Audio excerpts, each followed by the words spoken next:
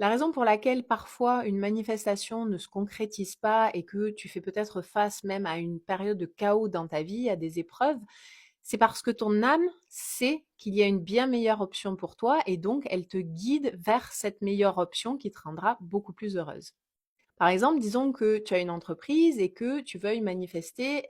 des revenus à hauteur de 10 000 € par mois, mais ça fait des mois que ça dure, ça fait des mois que tu essayes de manifester ça et ça ne marche pas.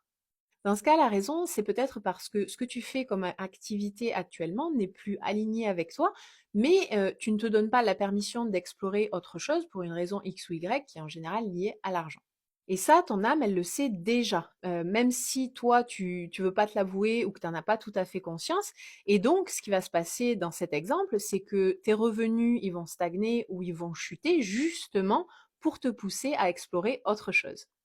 Alors que si tu manifestais ces 10 000 € par mois dans une activité qui finalement n'est plus alignée, qu'est-ce qui va se passer? Tu vas continuer dans cette activité même si ça ne te rend pas heureuse et ça va aller de pire en pire, tu vas finir en burn-out et tu seras complètement piégé par l'argent. Même chose si tu veux manifester une personne spécifique. Si ça ne se concrétise pas, si ça ne se fait pas, c'est certainement parce que cette personne n'est pas la personne qui te rendrait vraiment heureuse et qu'il y a quelqu'un d'autre que tu vas rencontrer qui sera beaucoup plus,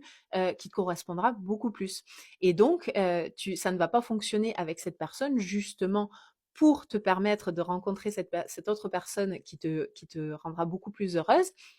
Et même si pour le moment, tu le réalises pas et que tu es absolument obsédé par cette personne et que tu la veux vraiment dans ta vie,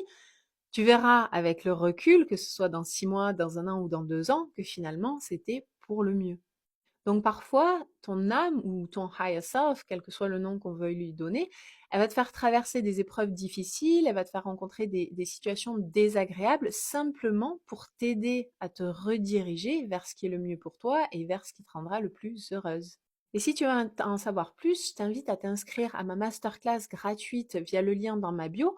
où je te révèle comment traverser ces périodes de chaos et également l'élément crucial qui a absolument tout changé pour moi dans ma vie, qui m'a permis de manifester ce que je désirais beaucoup plus rapidement sans avoir à forcer quoi que ce soit et sans avoir à me battre constamment contre des pensées négatives.